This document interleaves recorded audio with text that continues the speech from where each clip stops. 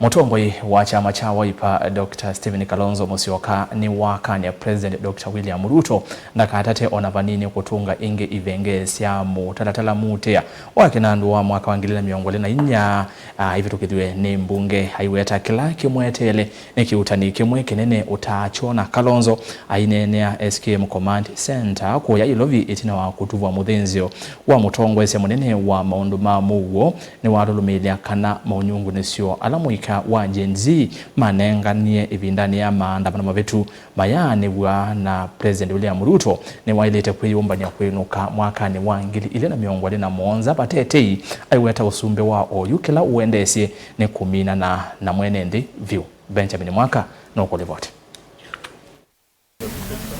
Kalonzo mwamba na ateti kuthika nyongwata nione azimio nuwathingilila President William Ruto nuwakengie nende kukonya kuyanisya maunungu nisyo mamwiko wa Gen Z na alama atongo eche musukuma maandamano mavitu.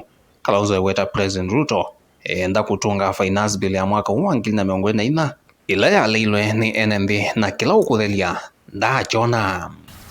And even as we speak, those issues have not been sorted.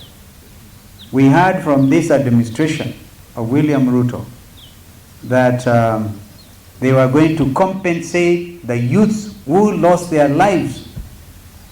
The families are still waiting. No compensation, no talk even, no indication whatsoever that you are willing to talk to these parents. Ainengana ngelekanyo ya kuyanthia Botswana, Kalonzo nwakathia Gen Z ilembetani ya Afrika kwa kumba ula yende kuonania Aiweta kivoko cha Ruto mwaka wa 2027 ni mwika wa Gen Z vamusi uloka mwenu cha musi vatetei. The Gen Zs and the millennials came out.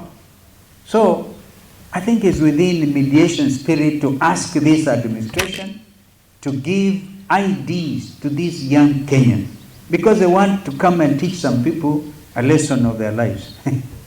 Like they did in Botswana, where the ruling party that time, the president who did one term, and if you look at what happened in Botswana, you can almost see exactly what has happened in Kenya.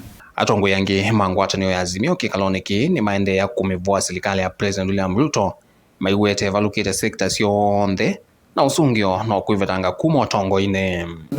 This is a calm before the storm. We know that from Parliament there is an intention to bring some of those draconian and punitive taxes through the back door in Parliament. So, Your Excellency, we also want that you step in and help us to also mediate that process. So we decamped from that government, from the ruling Kenya Kwanza government, because of the way this government is being run. A lot of confusion you can see in the government.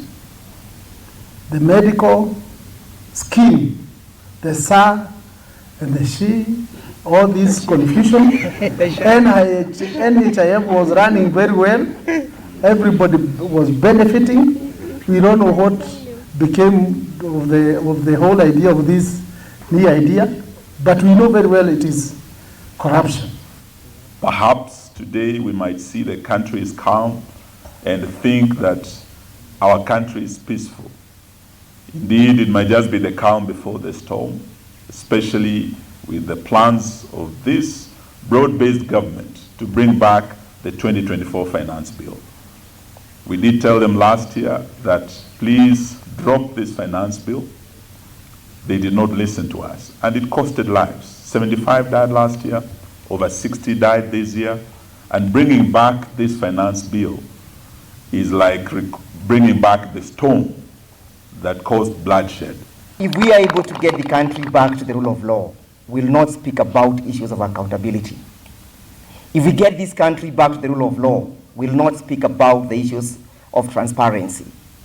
If we get the country back to the rule of law, issues of abduction and extrajudicial killings will be the issues of the past. Issues of disregard of the views of the people will be a thing of the past. This country has been waiting for your leadership. And that time has come. Lead with courage, assured that behind you and walking alongside you are millions of Kenyans who profess and are committed to justice. Na kwangaliko yo atongoi mamwi kwa jenzi alama ivikire cha thini ki ni mai ya mutu wa serikali ula uende oyu kwa Kilungu kinene wa kukwata mateka na kuwa enenthi Aiweta usumbi wa oyu ina kikio kwa akisia mwenenthi ona Vanini. Kalonzo hatu wa muthinzi ouni kundia National Community Based Organizations Council. Please help us take this country back.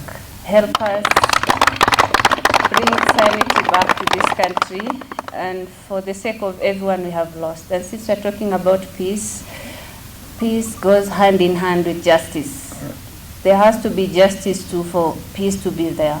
People have been murdered. Our comrades, the 60 plus people who have been murdered, people are kidnapped, they are abducted every single day, and nothing happens.